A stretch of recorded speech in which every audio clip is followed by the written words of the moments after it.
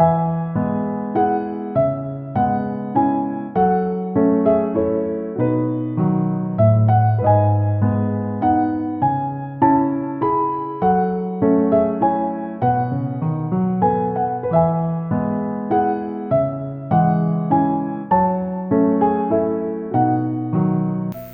तमाम दर्शक भाई बंधुओं को मेरा प्यार भरा नमस्कार। पिछले एपिसोड में एक नया विषय को आपके सामने प्रस्तुत करना प्रारंभ किया था। विषय था इस्राएल का कनान यात्रा।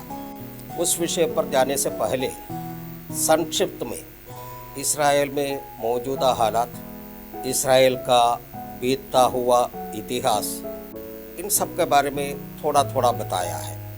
अभी हम इस्राएल का मौजूदा बातों को देखेंगे।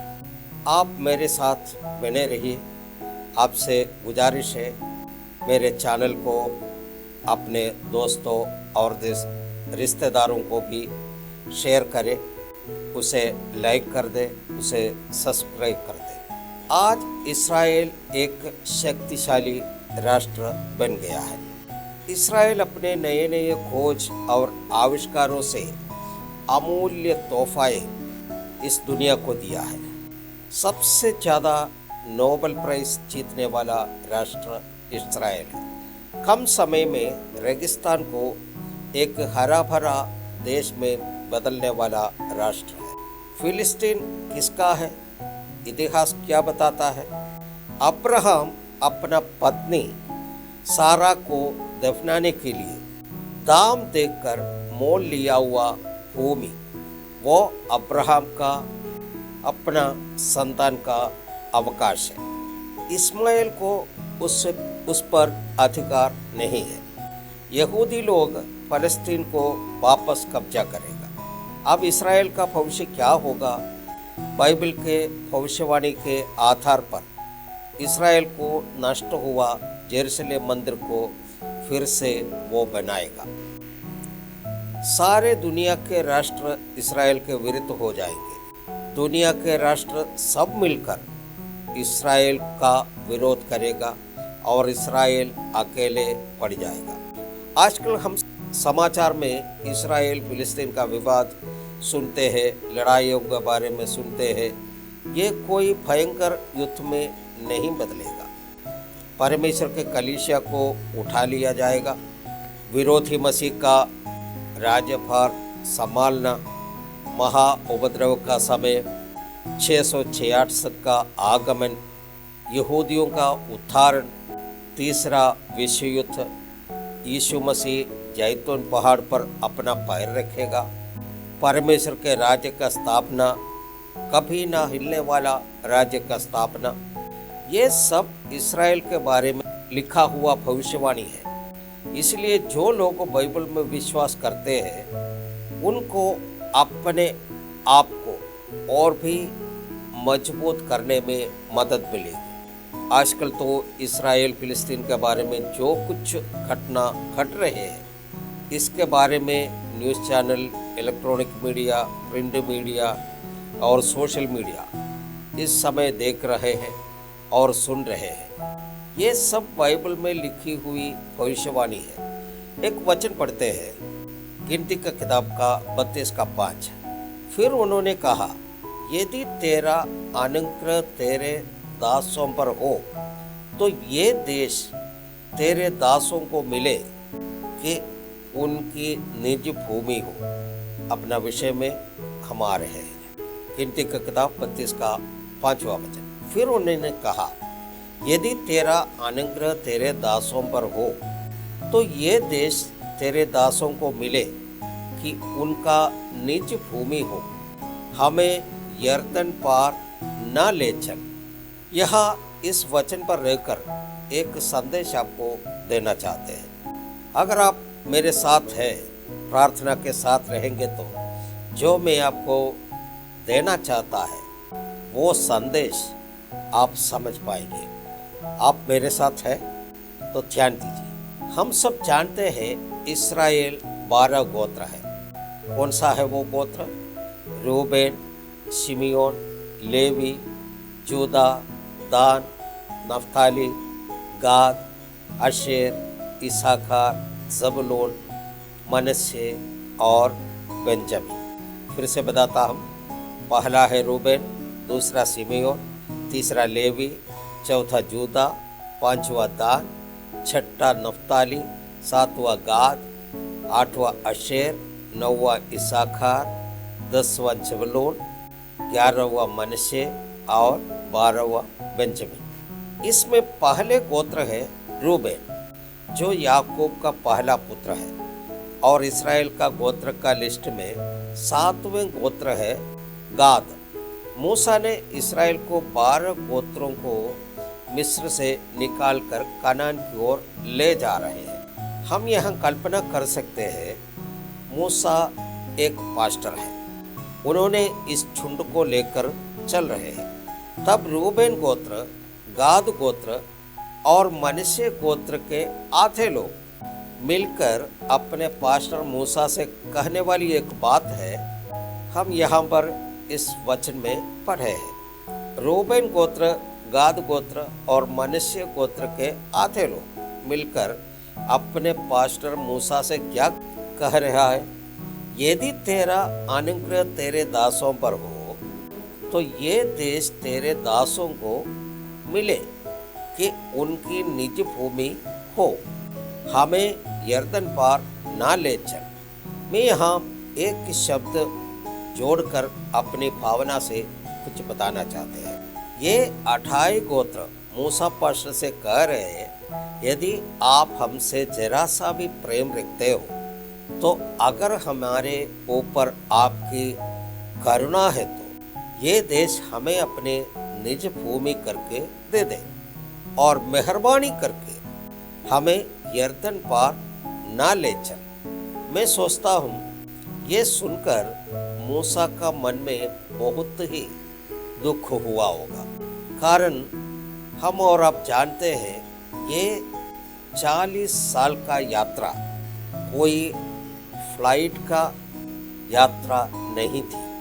पैदल 8,840 किलोमीटर, और उसको मील में अगर बोलेंगे तो 5,271 मील भूमि से, जमीन से पैदल यात्रा कर रहे हैं। इस यात्रा में अनेकों राज्यों से, अनेकों शहरों से, अनेकों गांवों से होकर गुजरना था, जैसे मिस्र है, मोवाब है, एमोरी है, अमालेक है।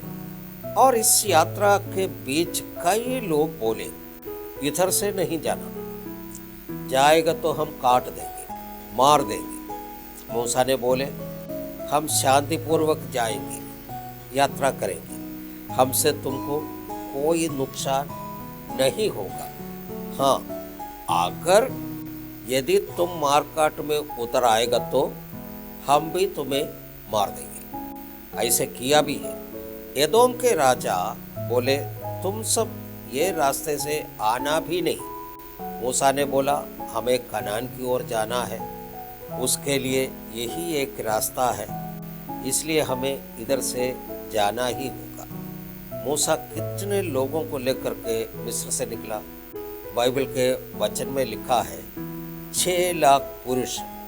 जब बाइबल हम पढ़ते हैं तो हम देखते हैं लोगों का गिनती की बात जब आती है तो ज़्यादातर पुरुष के संख्या बताती है, वो भी जवान, हष्टपुष्ट और युद्ध के लिए सक्षम लोगों की गिनती बताते हैं। तो हम साधारण सा हिसाब जोड़ते हैं, जो 6 लाख पुरुष का माता पिता को अगर जोड़ते हैं तो 12 लाख हो जाए। 6 लाख पुरुषों का पत्नी को अगर जोड़ते हैं तो 6 लाख, यानी कि 12 और 6 18 लाख हो गया।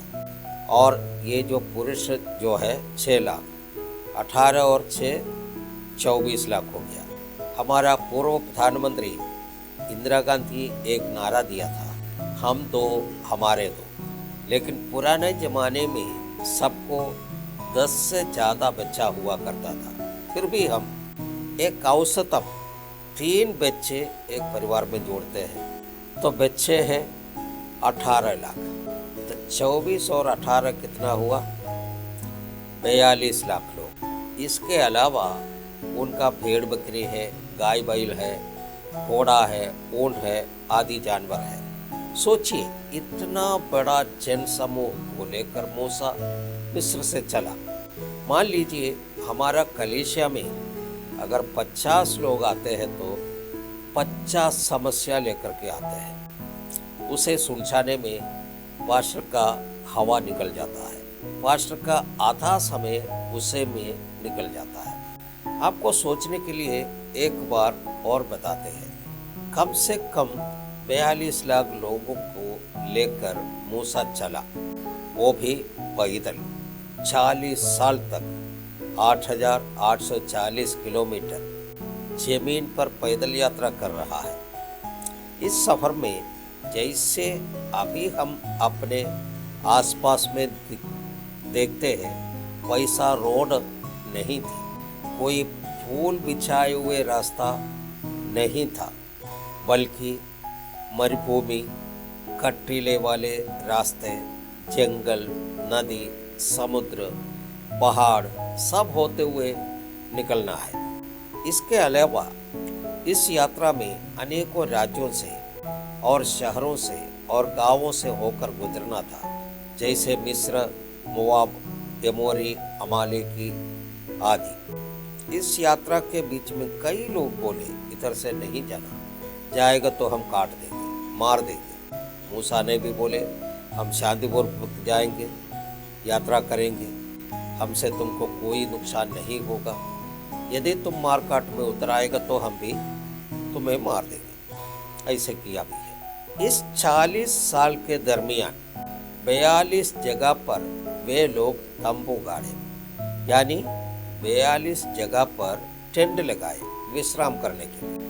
दरअसल इन्होंने 49 जगह पर अपना तंबू लगाए हैं, उसमें 7 जगह वे दोबारा लगाया।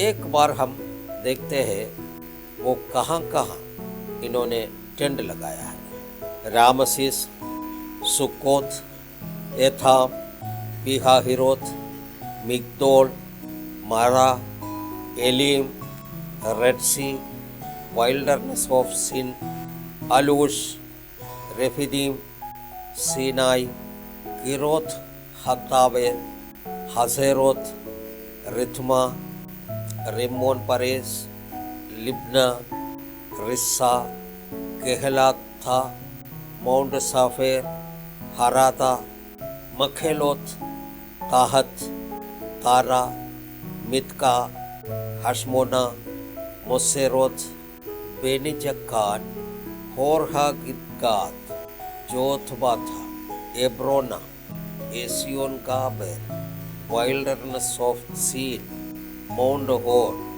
साल्मोना, पुनोन, ओबेद, इजेबारीम, दिबोनगात, अमोंडी, ब्लाथाइम, माउंटेन ऑफ अब्राइम।